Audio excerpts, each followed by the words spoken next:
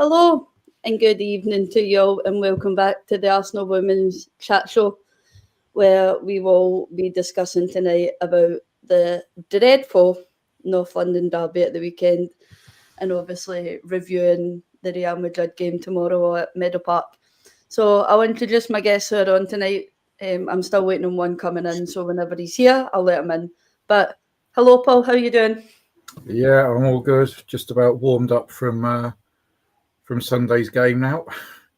Yeah, I said it myself. I'm so glad that I was back home in my nice warm house, just watching it from the TV, and I felt sorry for the ones that genuinely showed up and got nothing absolutely out the game. But we'll move on from it. We'll talk about it and we'll move on. As Arsenal says, we pick ourselves up, we dust ourselves off, and we move. Same old from them. So it is. On to my next guest, Darren. You all right, buddy? Hey, good evening, everybody. Good evening, Gooners. I'm very well, thank you. Good. I'm shattered. I'm tired. I mean, it's only Tuesday and it's already been a bloody long week. Yeah, I'm supposing you're going to the game tomorrow. Well, yeah, oh God, yeah. Kev, are you going to be there? By the way, even longer. So, you know, I'm an elderly man. You know, I mean, I know how beautiful looks to see that, but I've been through 2 divorces, and I'm thinking of divorcing Arsenal unless they buck up their ideas. As most of us, I think, are on the same page, Darren. I'm just mortified.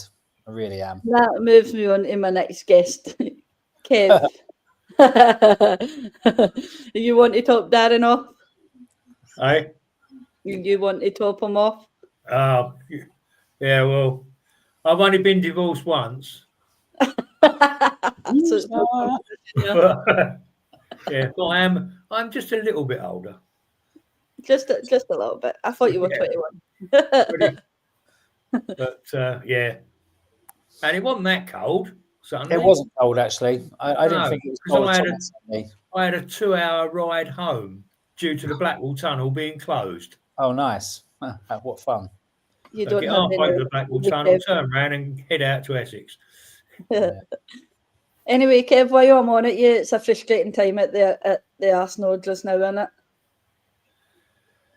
Yeah.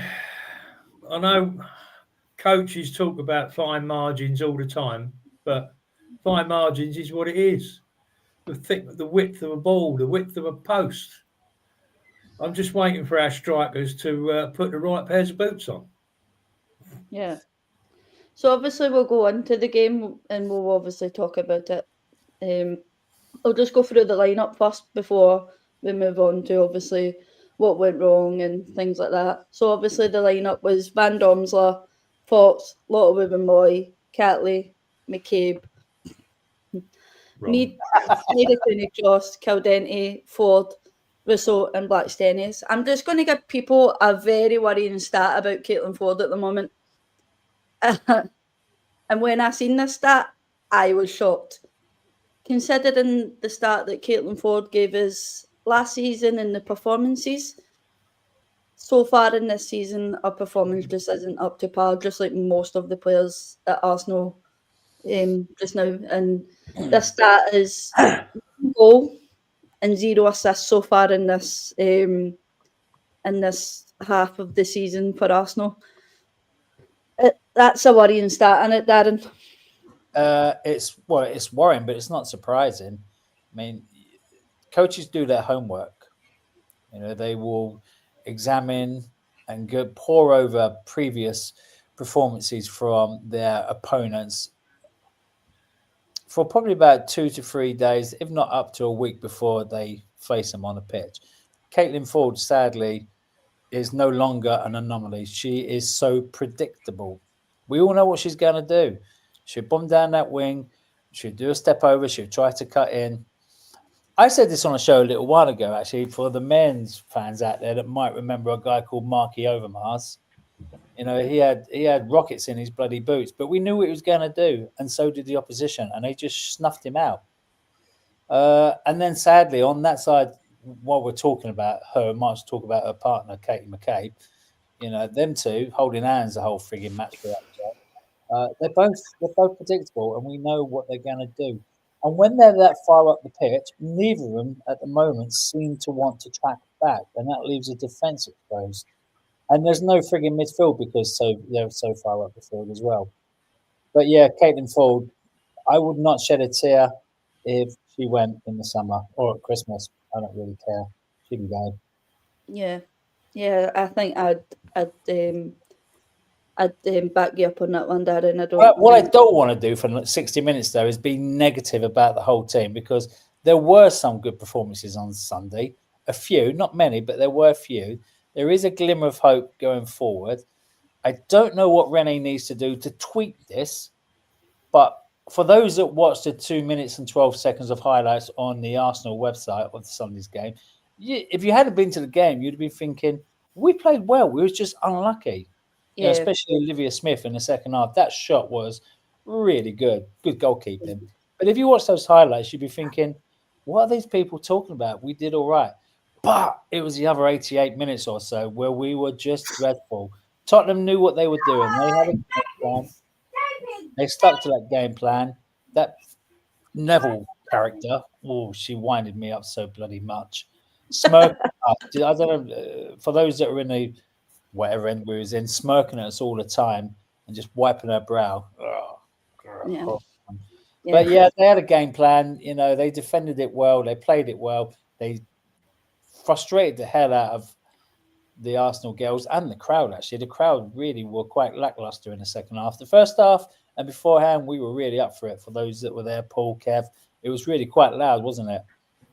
But second half, not so, because I think we started to feel the tension and the pressure that the girls were feeling on the pitch. And yeah, it was still lively and it was still going, but nowhere near to the same intensity as it was in the first half. But, this is an Arsenal show, and I hate to say this, but one must applaud Tottenham for their tactics. They got it spot on, and they frustrated the hell out of us, and we couldn't break them down. That's the key to what Rennie needs to find, because other teams, lower placed teams, lower league teams as such, are always, this is not a secret. They've been doing it forever and a day. They will put in that low block or that mid block against us. And the secret is for us to break it down. And time again, we failed to do it. Yeah. We struggle in that low block, don't we? And before obviously I move on, I'll say a few hellos in the comments. Hello, Catherine. I hope you're doing well. I know you're only listening. The better looking Wells brother is in the comments. Appreciate. I hope you're well. We have the good old. He claims he's a Chelsea fan, but he wears an Arsenal top more than he does a Chelsea top. Gav, I hope you're well.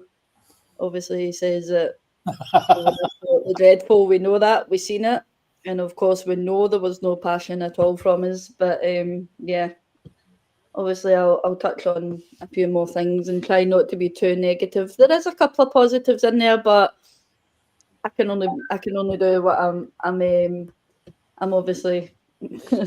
And this is the team. Gav is bloody giving us lots of shit at the moment. This is the same team that showed Chelsea how to play football at the second half of the Emirates, and we were so unlucky not to win that. Yeah, then we got them, a frigging shit team, and they turned us into shit as well. We're better than this. Yeah. So obviously the stats for the game were 45%. Possession to Spurs, 55% to Arsenal, as you touched on, Darren. If you look at the stats, you would think Arsenal had a brilliant game, but of course when you're watching that, or if you're in the stands, it's not very good. But it was Spurs 4 shots to Arsenal's 13, 2 on target to Arsenal's 4, 8 touches in the opposition box to Arsenal's 41. Paul, those stats, as Darren says, looking at those stats, Arsenal should have really went on to win that game, shouldn't have?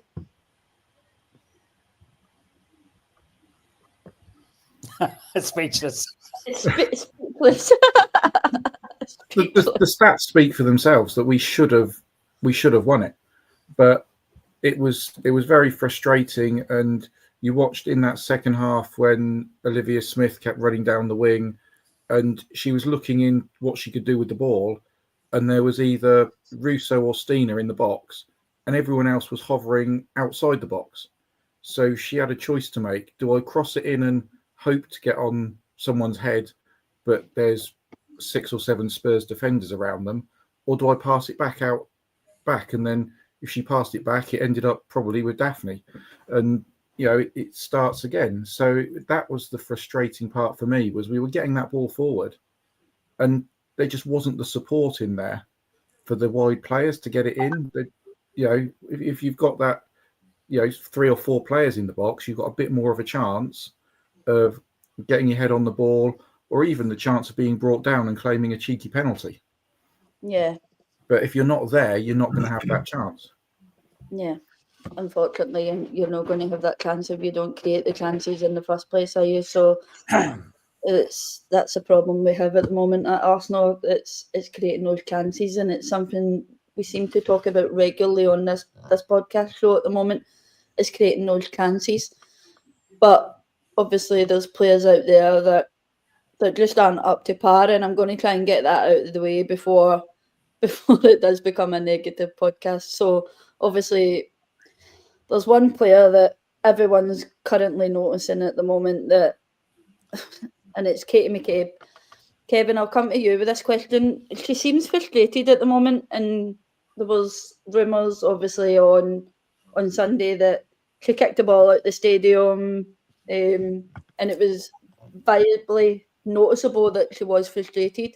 What do you actually think is going on there with Katie McCabe at the moment? I think they're all frustrated because they're not getting the results. But Katie's Irish, and she's going to let that out.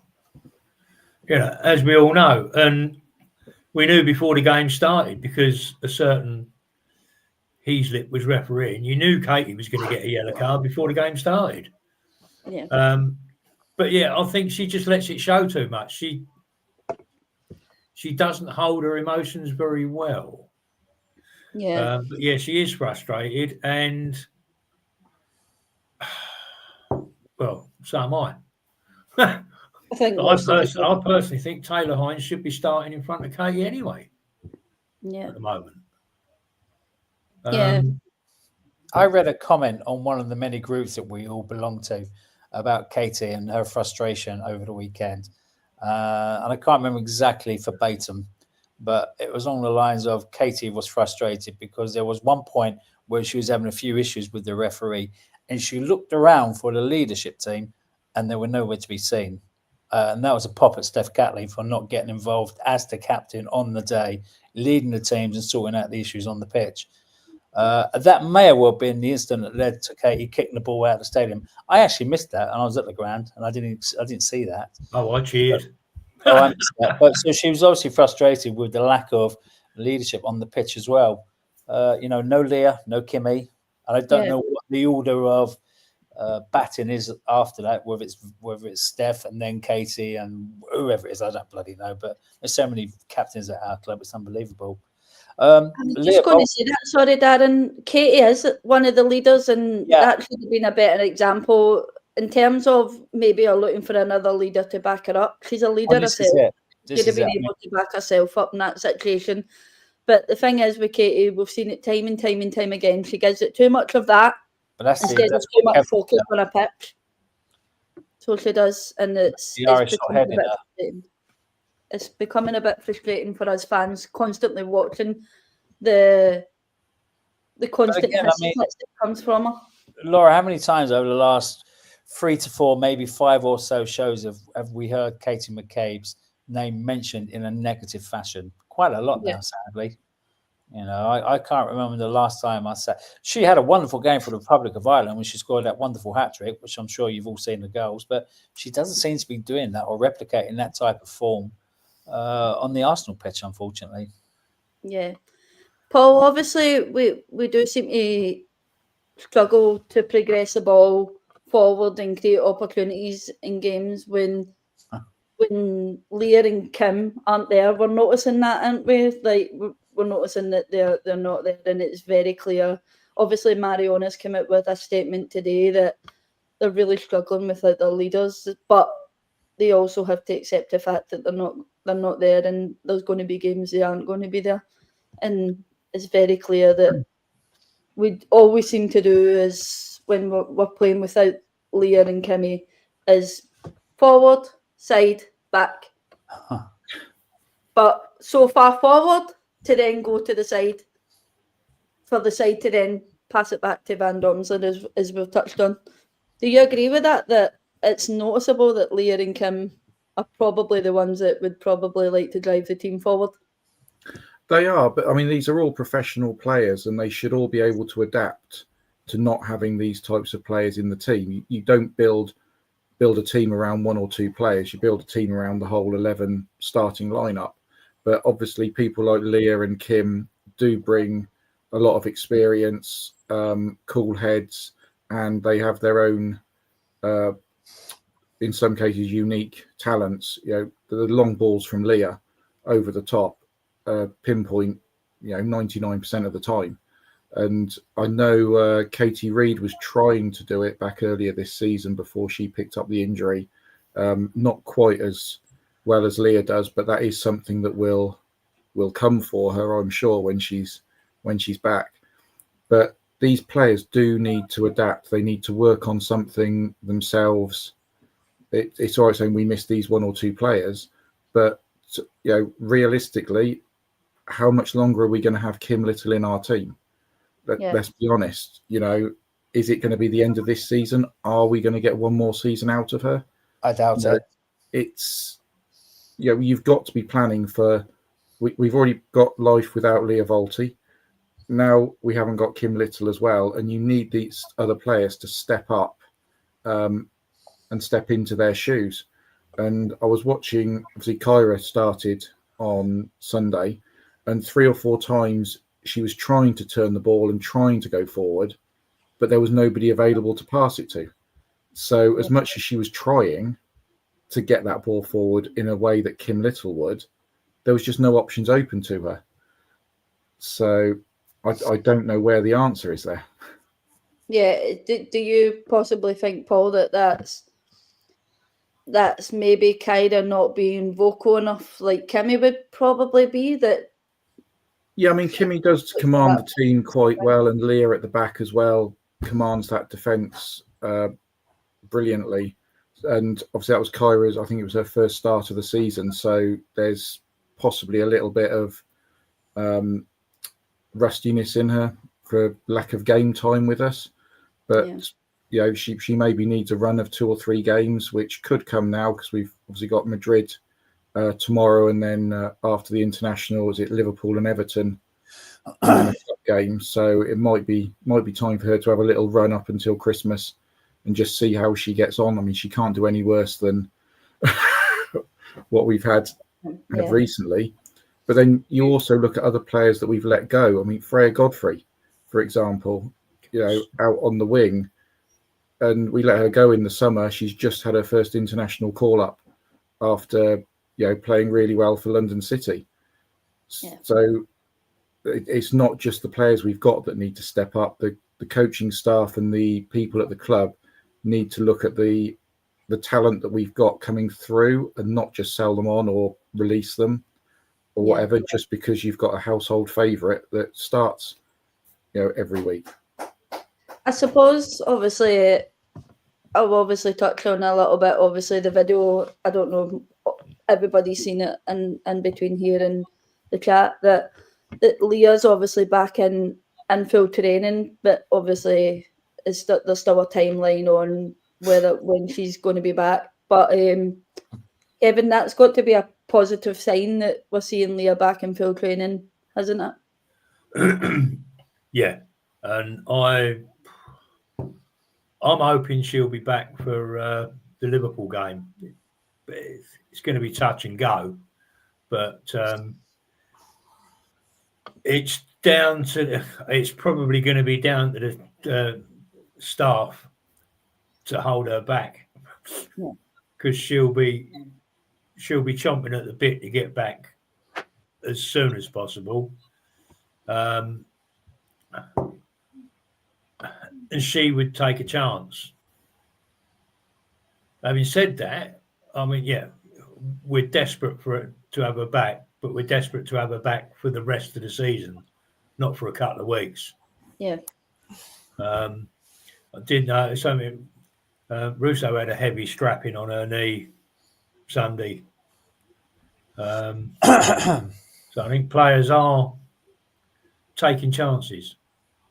Yeah, as is Chloe Kelly as well. Like, I think Chloe Kelly's possibly only running on 75% fitness at the moment. And Renee seems to think she's fully fit.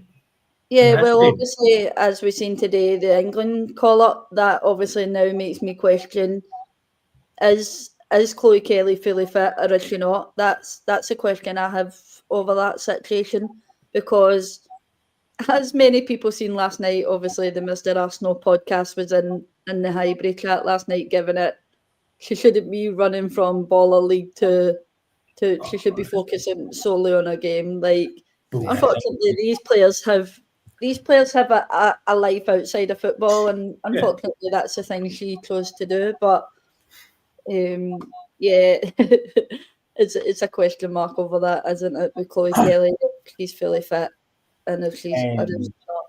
Everybody's entitled to their opinion, of course they are, but I think that's a rather mute point. You can't criticise Chloe Kelly for having, should we call it a social activity outside of work? I mean, it's not exactly, it's not strenuous, is it? Stood on a bloody byline, touchline, I should say. So I don't agree with that one. But again, I'm not going to criticise other people for what they want to say. But I have seen that Chloe Kelly has been, getting a little bit of negative criticism over the last day or two. It's not her fault she only come on for 3 bloody minutes. That if she's fully fit, then Renee, what the friggin' hell are you doing? One of the best game changers in the English game, I should say. And she sat on the bench for 87 minutes. I really can't fathom that one at all. Yeah. In terms of obviously talking about subs there, Darren, do you think the subs that came on, if they had started, maybe would have impacted the game differently on Sunday? Well, Sunday maybe, but I mean, let's just go back one, if I may. I mean, the subs against, oh my God, Bayern. Who? Bayern, thank you. Just pull me out of a tight spot there. Thanks, bud. That really had a negative impact on the game, and we all know that, but move on from that game. Do you know what? I think we could have made 11 subs on Sunday, and it probably wouldn't have made too much difference because the setup was always the same. The substitutions, unless somebody violently wants to disagree with me, from my opinion, were like for like. They didn't change the impact of the game. They didn't change the way we were trying to negate the low block and the mid block that Tottenham had set up. Nobody really come on with, other than Olivia Smith, which Paul mentioned a little bit earlier on, bombing down that wing. And she was, very good. There wasn't really much support for her. So I don't know. Paul, I wanted to ask you a question when you was talking, actually, if I may, because most of the time when I'm at the games, I get a little bit lost and I don't necessarily always follow the tactics. I'll get taken away with other things. And you're like a professor of the game, if you don't mind me saying. You watch what's going on. Was KCC any good on Sunday? Because I heard what you were saying, but I don't think she had much of a game at all. I could be wrong. Well, obviously, before you answer that, Paul, that I'll bring that on to you, a question about that. Personally, for me, Kyra Cooney-Cross's last 2 performances haven't been great. Defensively, they've not been great. Like, she came on against Bayern, her defensive work was poor. The only thing that made her stand out to me was she wanted to push forward, but as you touched on earlier on, she was going forward and no one was there. But against Bayern, she wasn't convincing for me. I don't know if that's the same for the rest of the panel, but I'll ask you this one, Paul. Oh, can I just say Vicky Pelova as well then? Because her last 2 games, she wasn't even there on Sunday. I don't know whether she was injured on the bench. I can't remember. But the last 2 games I've seen her play, she's been atrocious. It seems our whole midfield just isn't there at the moment, and yeah, I mean, we'll gloss over the Bayern game, and Kyra wasn't. I don't think there was a single player there that was fantastic for the whole game. But yeah, on Sunday, she, like I say, she was trying to get forward, but there was just no options open to her. So yes, she's probably going to come in for some criticism. Yes, there were probably the odd pass that she could have made that possibly somebody like Kim, that's been in the team for years, could have made. But yeah, if you haven't got the player to pass to, what are you supposed to do? It's the same with Olivia Smith. She was bombing down that wing, but then no one to pass it to. Yeah. And then on the other side, you've got Katie and Caitlin coming down the side and not even getting it into the box. Yeah.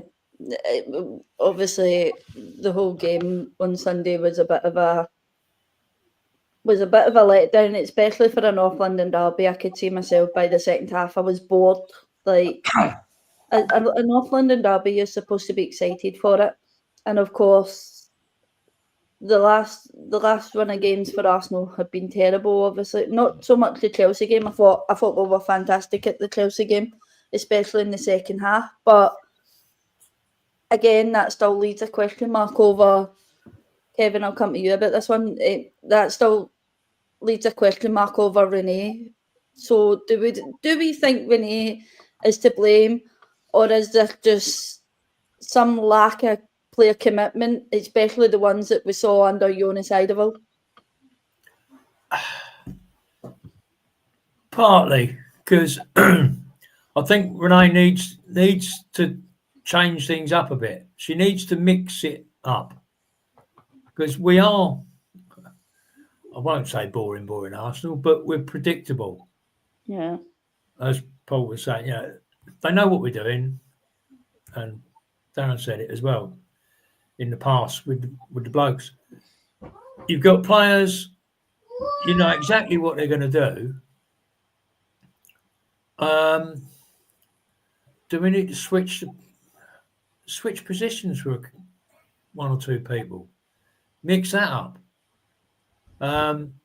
Without lack of penetration, let's say. I mean, I've been hammering on about it all season long about attacking the box, and we're still not doing it. We did it in short bursts against Chelsea second half, against Bayern first half. We attacked the box, and then we just revert to. I mean, at one point on Sunday, we had a throw-in down by their corner flag. 15 seconds later, Daphne's got the ball. Yeah.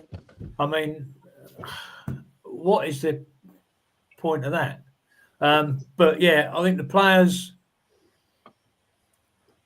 I'd probably say 60-40, 60% players need to look at themselves and talk to each other and kick each other up the arse and say, look, this ain't good enough. We've got to step it up. And Renee has to have the ability to change things around, change the tactics, switch formation if need be. Yeah. Just to try and find a way of, not necessarily creating more chances because we had 13 shots. But they've got to bring the right boots. Yeah. Somebody at some point in the very near future is going to get a right hammering when we discover our shooting boots again. Somebody is going to get hammered. Yeah. Hopefully it's Madrid, but I don't think so. In terms of, obviously, Darren, I'll come to you with this question. In terms of the lineup on Sunday, the one thing that didn't worry me was the lineup. The one thing that worried me was the bench. Now, I looked at our bench and I thought that's awful. That bit, if we are struggling in this game with the 11 that's on the pitch, that bench is going to do nothing for us in terms of changing the game. I don't know if anybody else felt that way, but that's the way I felt. In terms of Lotte Wubben-Moy or Steph Catley, if one of them went down injured, I certainly wasn't wanting Laia Kadina coming on a pitch. And I know many people have said, oh, but why is Cody not starting? Why is Cody not starting? Well, let's go back to the pre-season game against Spurs. And for most of their goals, there's one person I could tell you that was at fault, and I definitely didn't want her near that pitch on Sunday, and it was Cody in defence. In terms of Frida Maanum, I don't think she's up to par. We get glimpses of Frida and we think there's a fantastic player there, but she doesn't give us it every single game. And I am looking for these players to give us it all every single game, and they're not doing it at the moment. Vicky Palova's not doing it. Kyra Cooney-Cross, I can't really blame in terms of I don't think she's been impressive the last 2 games. I do personally think, yeah, she's not had the game time to show herself or express herself. And I'm going to call it out. The 2 forwards as well are not doing what they're supposed to be doing. And I'm not going to be careful, Darren, because I know you're going to come at me for Stina. But let's be honest, the full team as a whole at the moment is just not doing the job. Yeah, and, I hear you. And I know people are like, oh, she needs to change it up. Kevin just touched on it, but Renee needs to change it up. And it's a question. With what, though? Who's she changing it up with? The bench is weak, like you said, and with so many injuries at the moment. And oh god, I love Renee, but my gosh, she's got her favourites, and they could be playing, with the left boot on the right foot and other way round, and she'll still frigging pick them for some reason. I like Stina, man. Leave Stina alone. Stop picking on Stina. She tries. I mean, she pulls those teams all over the place with her constant runs. Is it her fault that the team are not finding her after time? It's like, I don't know if it's Kev or Paul said earlier on. Or it might actually be you, Laura. I can't bloody remember. Backwards, sideways, backwards, sideways. There's never any real intent on moving forward. And Stina, God bless her, she's always pointing where she wants that goddamn ball. And now, half the time, it never bloody receives. She never receives it. I don't know. I know. I'm hyped Stina up. I know she needs 40 attempts to score 1 goal, but when she does, what a effing goal it is. But anyway, back to being serious, mate. Our bench is just not strong enough at the moment. The team on the pitch are just not strong enough at the moment. There's quite a few, forgive me for saying this, older players that are probably past their sell-by date with Arsenal. And I will name Steph Catley, and that's going to upset 1 or 2 people, but I've not liked her for a long, long time in defence. I don't think she's up to the task. McCabe, we've already spoke about. Caitlin Ford, we've already spoke about. Meadow, a couple. Was it the Chelsea game? She was electric, and we all thought, here we are, we got our Meadow back, and then we need to have a somewhat of investment. And forgive me if I say, but I don't know whether anybody see a link that went on to, again, one of the groups the other day. It was a link to Instagram that was showing all the possible targets that we could go for in the summer. Did you see it, Laura? Yeah, it was Sockadonna that put it up. Seriously, mate, I was getting Stanley and stuff was on it. I was getting so excited looking at some of those names. I'd die for some of those to play in the red and white. Die for some of those to play in the red and white. But yes, Chris Russo is amazing. Sorry, I know she's your favourite. There's a lot of shout also. Unfortunately, the Claire Wheatley outgang of, raised. Yeah, I was just going to touch on that one now. Listen, our show on Friday or next Monday, whenever we do it, and there it comes. We were going to be talking about what a wonderful performance we put in tomorrow night against Real Madrid, because we're going to smash them 6-0 or something like that. But that just papers over the cracks, okay? Yeah. We have a problem here at Arsenal that's been going on for maybe 2, 3, maybe even more seasons. I'm not entirely sure. We won the Champions League by a fluke. I said it, by a fluke. We were lucky to win that game. If the real Barcelona turned up, they would have wiped our asses. We won it. Congratulations. Come on, the Arsenal. But, we didn't really get tested by Barcelona on that game. I don't think. I know a lot of people are going to shoot me down in flames to that one, but I know also one or two people that I was speaking to in the pub on Sunday would pat me on the back and say, "Well done for having the courage to say it. It was a frigging fluke." I've said it myself, Darren. I said it myself on the watch along the other day. I said that was a fluke for us. That it really was. It was a wonderful fluke, and it will stay in the memory for a long, long, long time. But we have a problem that we need to solve. Is Claire Wheatley the answer? I don't know. Is Renee the answer? I frigging hope so. We most certainly shouldn't be clamoring for her to leave the club. Give her some time. Give her another season, another 2 seasons at least. If she's got the mettle, it will come forward. Or is she just Jonas's stooge? Yeah. I don't know. We'll find out. Unfortunately, I think, if we could, if you compare it to the Arsenal men's team a few years ago, yes, mate. You had Mikel Arteta came in halfway through the season, and in his first year he won the FA Cup. And after that, he had a massive clear out of players. And if they didn't want to play at the club, he just got rid of them. I mean, was it a couple of them we were still paying part of their wages for like 2 or 3 years just to get rid of them?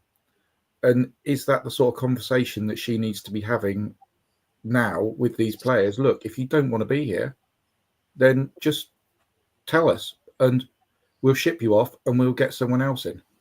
Yeah. But she needs to be ruthless with those players. And, if they don't want to be here, then, just get rid of them.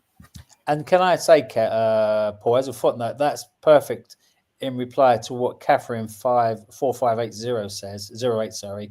I don't think we can expect, oh, thank you, there it is. We need to let one try and get their tactics out to the players.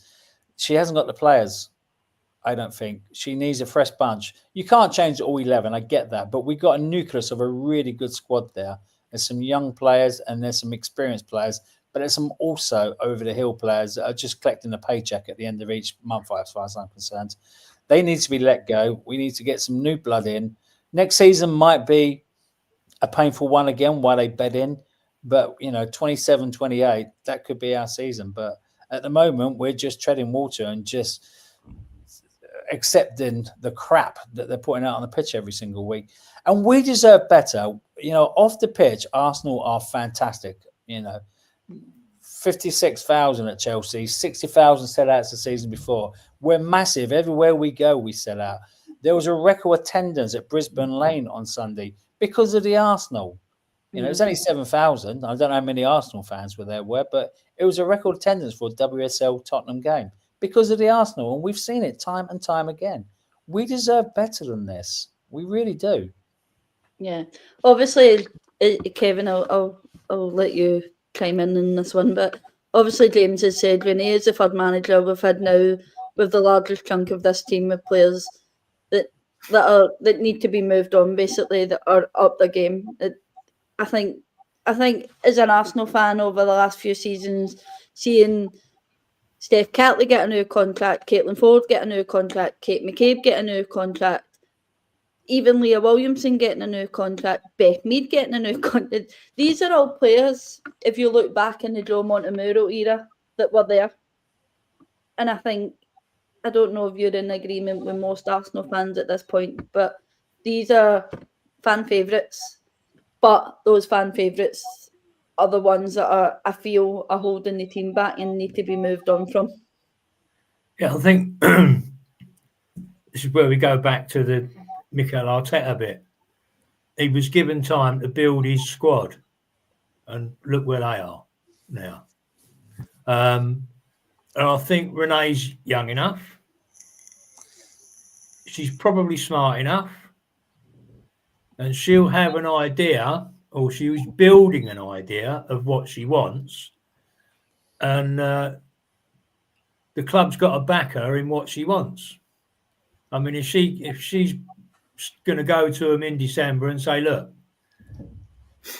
that's the player I need in January. These are a couple of players I need in January. They need to back her and let her build her team with her identity to take us on and get us back where we belong, which is at the top. We haven't got a God-given right to be there. We've got to bloody work for it. But give it a chance and back her and try and get us back there. Yeah.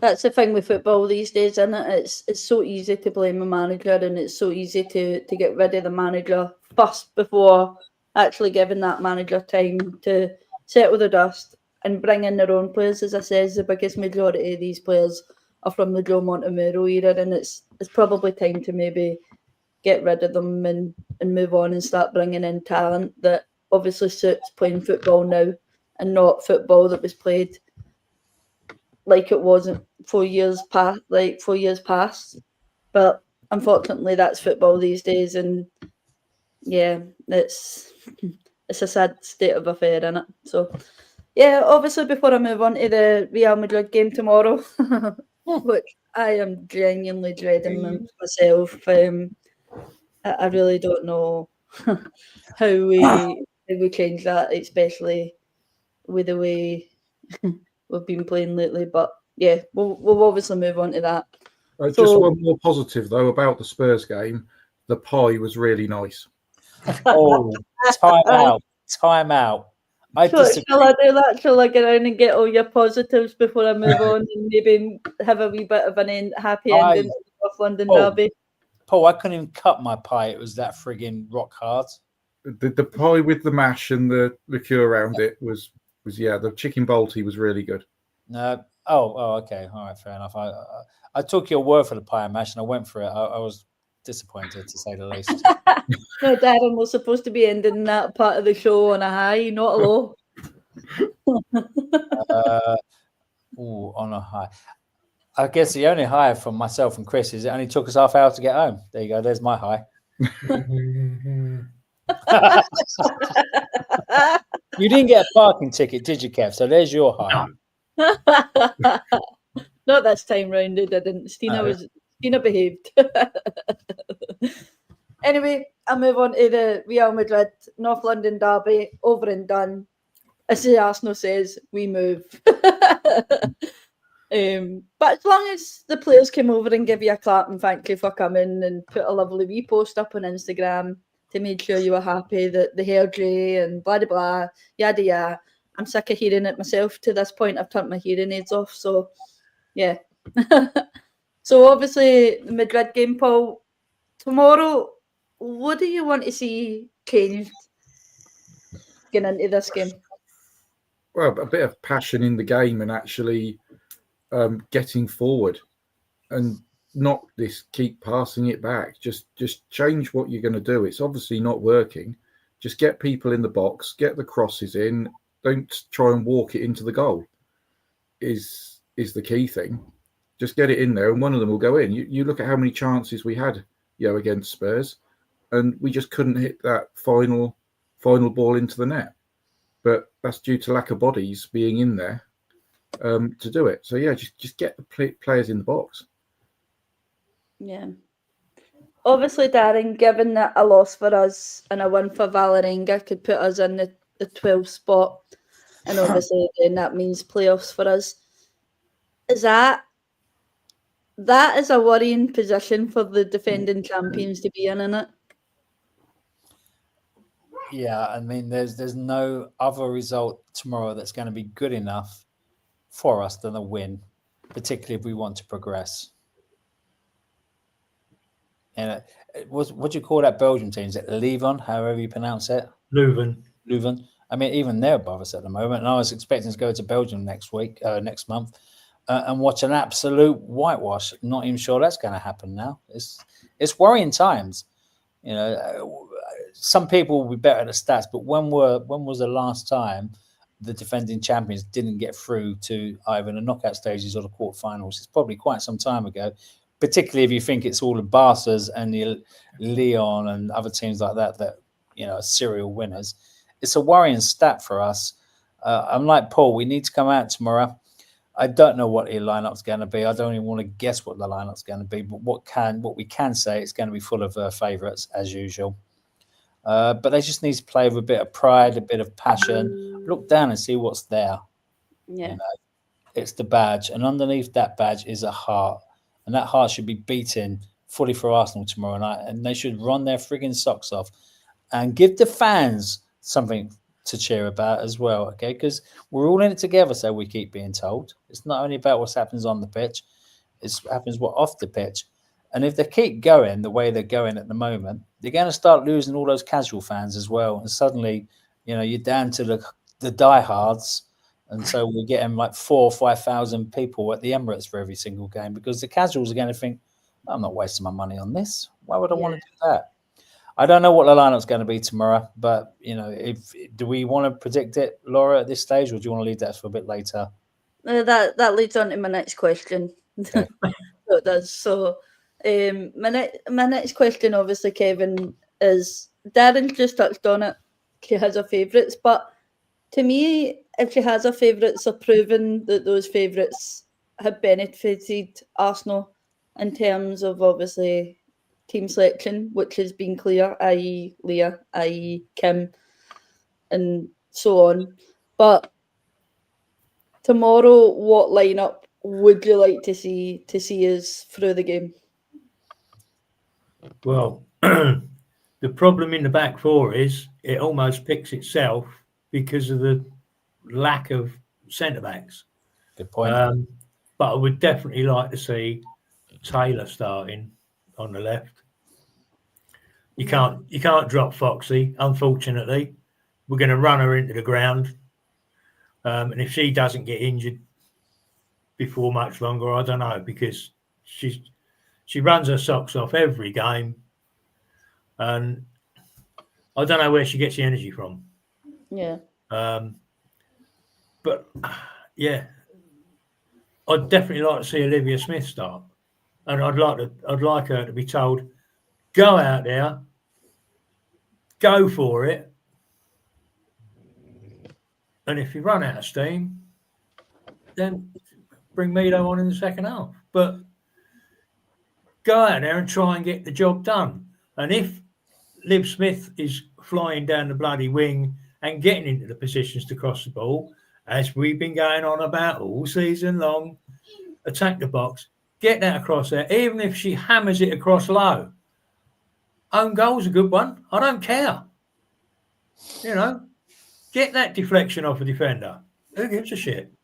But yeah, again, left wing. Start Chloe. Just give her a go. Give her a start. And if it don't work, then fall back to your favourites. I'd like to know who our favourites are, Darren, if you can point them out, because I don't think we've had the same starting 11 since the season has started, so I don't I don't agree with you in that favourite thing. I'm sorry, Darren, but I was just trying to be clever. Do you see Alessia Russo and Stina Blackstenius starting tomorrow? Yes, I do. Sorry, was that to me? To anyone that wants to answer it, if he's Well, I already do personally. on that one. I can't see them changing the front two at the moment. Kelly Smith, centre, I don't know. I mean, we're not really blessed there, are we? Is Pullover injured? Was she on the bench against Tottenham? Does anybody know? Just didn't make it on the pitch? I don't know. Yeah, Becky Pullover was on the bench for. She was. I mean, having listened to what Professor Paul said about KCC, maybe give her another start. Maybe it is just the minutes she needs. She's not a crap player. Let's be honest about this. As George would say, let's get it right. She is not a shit player. She's a good player. You wouldn't be an Australian international player at that age and have played so many games if you were mediocre. She's a very good player. Maybe she just needs a minute and a bit of structure around her. Maybe she wears the cross a little bit too heavy, trying to be the new Kim Little. I don't know. But anyway, Paul's right. Paul, Kev's right. The back four pretty much picks itself. DVD, whether she's in a lack of form or confidence, don't know. I think she's all right at the moment. She's always I've noticed that she's not been selected for the Holland squad. Excuse me. What was the reason for that? I didn't see that. There has currently been no reason of why she hasn't been selected. I think she's still carrying a knock. I noticed that she was heavily strapped back under the knee again, under her sock on Sunday. So she was. So I don't know if again, as Kevin said, she's carrying that injury again. Obviously, we noticed that Alessia Russo heavily strapped. Chloe, obviously, at this moment in time, we still think she's carrying a knock. And it's just purely shown that we're, and Mariona as well, we're noticing that she's not up to par. And it's just simply because these players have been run right into the ground. And obviously, it doesn't help with the schedule. But Paul, touching on this one, would you agree with this question? Is Jenna Nightswonger as your CDM? Give her a try. Yeah, yeah, definitely. I mean, she's had hardly any game time with us since she joined. I think possibly Crystal Palace last season, she got a start. Yeah. At left back, but other than that, I can't remember her starting a competitive game for us. But yeah, I'd definitely give her a try there again. Kyra for a couple of games. If that doesn't work out, then put Jenna in for a couple of games and see how she does. Yeah. Again, she can't do much worse, can she? I've always been suitably impressed by Jenna. Every time she comes on, I know it's only a few minutes here and a few minutes there, and one can't necessarily gauge the level of a player through a few substitution appearances. But she come on against Leicester, didn't she, for a good 20 minutes, I think it was, and she held her own. She was quite good. The few times I see her last season, she held her own. She was all right. Let's give her a start. I think Catherine's maybe onto something there. And she's also on to something where she says, push Mariona high up the pitch. Well, we've been saying that for how long now? Yeah. Yeah. I think we're noticing that Alessia Russo and Stina Blackstenius seem to be playing a lot more together at the moment while Kim is out, simply because, to me, Renee relies on Alessia Russo doing a lot more of the defensive work, because we know Alessia can put in the hard work defensively if she's asked to do it. And I simply think that's obviously why Stina and Russo are on the same pitch at the moment, because we don't have that CDM. So, unfortunately, then we're not getting the best out of Alessia Russo, but simply because she's asked to do another position, as most of the players are doing at the moment, until we possibly see Leah back or Kimmy back. It just depends on what time frame those girls are back. So, Paul, I'll come to you. Next question that I have: should Arsenal fear Real Madrid tomorrow? I think that's the worst thing they can do, is go into a game fearing someone. They need to go out there with the confidence of winning. But the way we're playing at the moment, anyone can beat us. is the reality. They know what we're going to do. They know we're predictable, and they'll have worked on that. They'll have worked it over the last few days. They'll have looked at every single player and, this is what they're going to do. This is how many times they're going to pass it back. And they'll work on that, and they'll take advantage of our weakness in that scenario. So Renee needs to get those players doing something different and shake it up a bit. This is knockout football time, realistically. Yeah. We're halfway through our Champions League league stage now, and we're already into the case of we drop 3 points again, and we're really in trouble. Yeah, it's not, as I touched on before, it's not a great position for Arsenal to be in as defending champions, and teams in the Champions League must be definitely looking at Arsenal and going, how the fuck did they win it last season? Because they're poor, and I'm sorry for that F-bomb if there's children watching, but I am genuinely, as a fan, and that's why I said it the other day before Darren came on tonight and said we must have been so fluky last season. But I also had the debate on the Arsenal Women's Forum that people were coming in and saying, oh, the performances are poor, and my answer back to them was, we have started the last 3 seasons poor, but we've still come away with some sort of silverware. And that's, to me, it's not good enough, but we're doing something near the end of the season to come away with that silverware, and that's just the glimmer of hope that Arsenal give us at the moment. And of course, throughout the season, we've been asking for more from them. Give us more, and we've said it season after season after season, and we just don't seem to be getting it. They would do, and it's getting frustrating. It really is. But I suppose as an Arsenal fan, we will be there week in, week out, singing our songs as loud as we possibly can. And as somebody says, you've got these fair weather fans that just want to go when the sun is shining, and unfortunately, that's not football. So it is. But yeah, the casuals we will lose. Sorry, Darren. The casuals that we will lose unless we're bloody careful. Yeah. And they generate revenue. Arsenal must remember that. They do generate a lot of revenue for the club as well, particularly when you fill in at the Emirates. Sorry, that's a work call. I'm going to put myself on mute. I need to take this call. Yeah, that's fine. Yeah.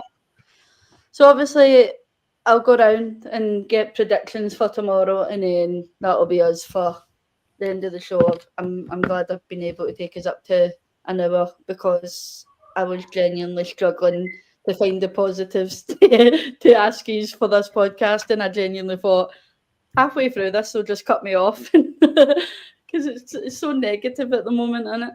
So yeah. So Paul, what's your predictions for tomorrow? It's either going to be one extreme or the other. We're going to see out a goalless 0-0 boring draw, or we're going to come out all guns blazing and do them 5 or 6-0. I can't see it being, a 1 or 2-0. It's going to be one way or the other. Yeah, Kevin.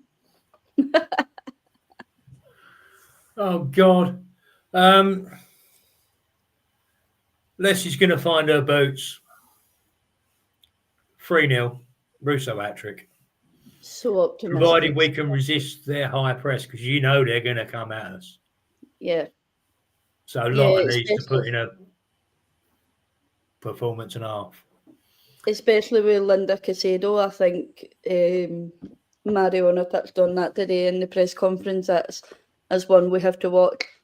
Caroline Weir, we have to be careful of as well. We know what she can be like, even though she's shit for Scotland when she pulls that top on. But for some weird reason, when it comes to the big games, Caroline Weir seems to pop up. Darren, what's your score predictions for tomorrow? Oh, mate. Seriously. Head or heart? Heart. 3-1 Arsenal. Head. We lose 2-1.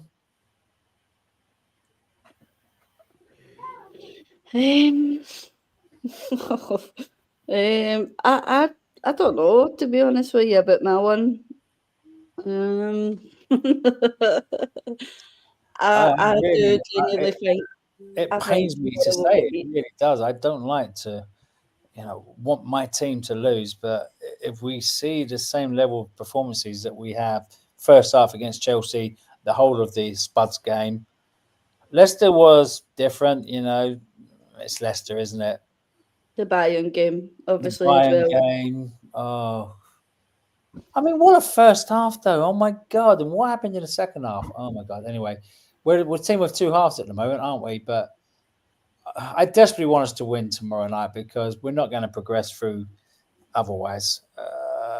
The Belgian team, Louvain, will probably turn us over as well. So we desperately need to get 3 points tomorrow. But no matter what, though, those in the North Bank will be having fun. We'll have fun. Back to the wall. Love it. I do think we'll get beat tomorrow 3-1. You do? Yeah, I do. At least I only said 2-1. No, 3-1. 3-1, I think we'll get beat. Yeah. And it's not going to be a good I really feeling. hope we're wrong. But... Yeah, I hope I'm wrong as well, but that's just genuinely how I'm feeling at the moment. So that's what I'm going to go with. That's genuinely what my heart is telling me. So yeah. Before I end the show, I'm going to give you Catherine's stat of the day. So It's a new segment that we're going to try and squeeze in. So, Catherine's stat of the day is the only top 4 team that the refs seem to hate more than Arsenal is Man United. United have received 20 more fouls and 4 more yellows than Arsenal. This is over the last 3 seasons from the top 4 refs. We could have a whole show on the incompetency of referees, but let's not go there today. We could always have a whole show. George keeps threatening to have a whole show about transfers. I think as we approach the winter break, we should maybe have a look at that as well, particularly some of those players that were mentioned on that Instagram post. And let's do half transfers and half how shit the fucking referees are. I'll try and arrange that one for you, Darren. I can't promise anything. It needs to come for the boss. Unfortunately, the boss is not well at the moment, and that's the reason why I'm hosting tonight. Yeah, he's not even dropped any comments, so he must be quite poorly. Yeah, he did say he was going to try and get in the comments, but he's pulled the week off. Obviously, stopped him from doing that. So, but obviously, hopefully next week George will be back with us, and hopefully it's a more positive show. Hopefully Arsenal by that point have gave us something to put the smile back on our faces, and yeah. So, Paul, thank you very much for joining me tonight. It's appreciated. Well, thank you as always. Darren? What? I don't have any words for you. I really don't. Listen, the fact of the matter is, if we don't win tomorrow, then we've got a 2-week break. If we do win tomorrow, then we've got a 2-week break. Yeah, and I still have to go to work the next day, so I'm not bothered about that one. And then we can just look forward to all these meaningless internationals where more players are going to get hurt. Very quickly, Gabriel, men's team, he's out for the season now, isn't he? I've been hearing because of a needless injury in a needless game. These players are playing. There you go. There's another topic we could talk about. How many games these girls and boys have to frigging play. Sorry. Talk about the boss 3 times and he comes into the chat. Well, we're about to go, George. You're too late, mate. But thank you for having me. Darren. It's a pleasure. I do appreciate you coming on. You're some man, so yeah, you. I know whether it's a compliment or not. Kevin, thank you very much. I really always a pleasure, never a chore. You're a man as well, Kev, by the way, so you don't feel left out. These are all the man. Like who decides? Let's have a women's host and 3 men. That's we know our place. George, that is a poor excuse. You just woke up. That is terrible. Yawn. You have to watch it back now, George. Best show ever. Yeah. Right. Well, I'm going to let you go for this evening, and I'm going to let the chat go. And as George always says, please like and subscribe, guys. Make sure you follow along for any more shows coming up in the future, which is most likely going to be, I don't know if there's one near the end of the week, or if he's going to do one on Monday when he's back. Depends on tomorrow night's result. Yeah. Depends. It does depends on that, Kevin. But yeah, I do appreciate, obviously, he's all coming in. I know I couldn't really get through the comments. It was the good old host took over and got their feelings out, and they can go to bed knowing that they've let that stress go. But yeah, obviously tomorrow, hopefully it's a better result. And yeah, we can come back happy, and we'll see you soon, guys. Thank you very much, and good evening.